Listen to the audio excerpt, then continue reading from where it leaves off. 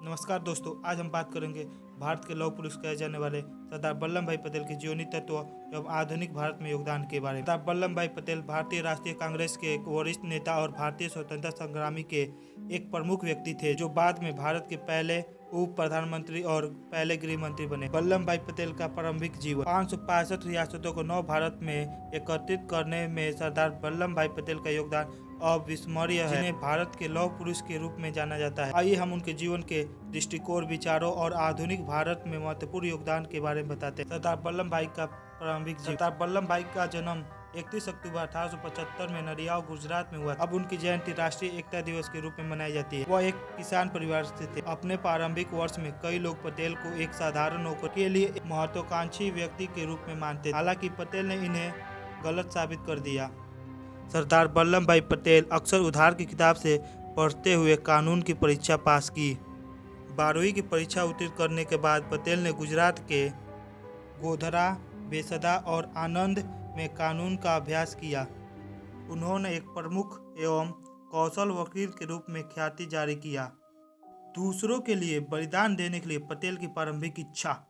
पटेल का इंग्लैंड में कानून की पढ़ाई करने का सपना था। अपनी मेहनत की कमाई का प्रयोग करके इंग्लैंड जाने के लिए पास और टिकट प्राप्त करने में सफल रहे। हालांकि टिकट वेजी पटेल से संबोधित था। उनके बड़े भाई विद्यालय भाई के भी शुरुआत अक्षर वल्लभ भाई जैसी ही थी। सरदार पटेल को पता चला कि उनके बड़े भाई भी पढ़ाई के लिए इंग्लैंड जाने का सपना सजाए हैं। अपने परिवार के सम्मान की चिंता को ध्यान में रखते हुए वल्लभ भाई पटेल ने अपने स्थान पर विद्यालय भाई पटेल को जाने की अनुमति दी। पटेल की इंग्लैंड यात्रा 1911 में 36 साल की उम्र में अपनी पत्नी की मृत्यु के 2 साल बाद सरदार वल्लभ भाई पटेल ने इंग्लैंड की यात्रा शुरू की। लंदन में मिडिल टेम्प इन में दाखिला लिया। प्रो कॉलेज पृष्ठभूमि न होने के बावजूद पटेल ने अपनी कक्षा में इस पर रहे।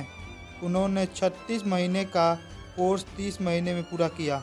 लौटे तो पटेल अहमदाबाद में बस गए और शहर के सबसे सफल बैरिस्टरों में से एक बन गए। भारतीय स्वतंत्रता आंदोलन में सरदार वल्लभ भाई की भूमिका। स्वतंत्रता आंदोलन के शुरुआती दौर में पटेल को न ही तो सक्रिय राजनीति में रुचि थी, न ही महात्मा गांधी के सिद्धांतों में। हालांकि गोधरा 1917 ईस्वी में मोहनदास करमचंद गांधी से मुलाकात ने पटेल के जीवन को मौलिक रूप में बदल दिया।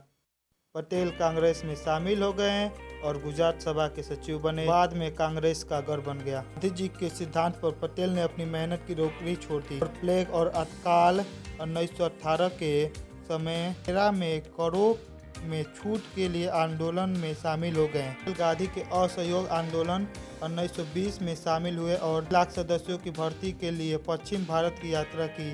उन्होंने पार्टी फंड के लिए 15 लाख रुपए से ज़्यादा की रकम जुटाई।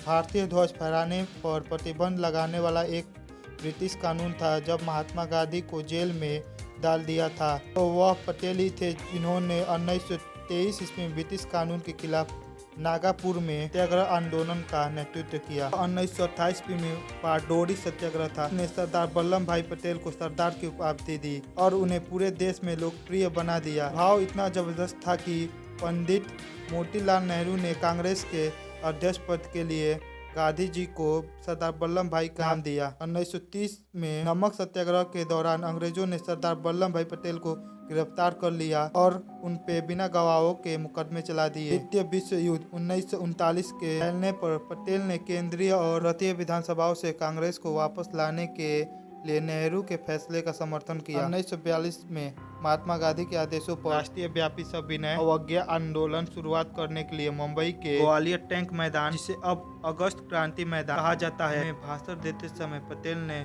सर्वश्रेष्ठ प्रदर्शन पर थे। भारत छोड़ो आंदोलन 1942 के दौरान अंग्रेजों ने पटेल को गिरफ्तार कर लिया और उन्हें 1942 से 1945 तक पूरी कांग्रेस कार्य समिति के साथ अहमदाबाद किले में कैद रखा गया। सरदार वल्लभ भाई पटेल कांग्रेस के अध्यक्ष बने। गांधी इरवी समझौते पर हस्ताक्षर करने के बाद पटेल को 1931 के लिए कांग्रेस का अध्यक्ष चुना गया। कांग्रेस के मौलिक अधिकार एवं नागरिक स्वतंत्रता सुरक्षा के लिए खुद को प्रसिद्ध किया। पटेल ने एक धर्मनिरपेक्ष राष्ट्र की स्थापना की वकालत की।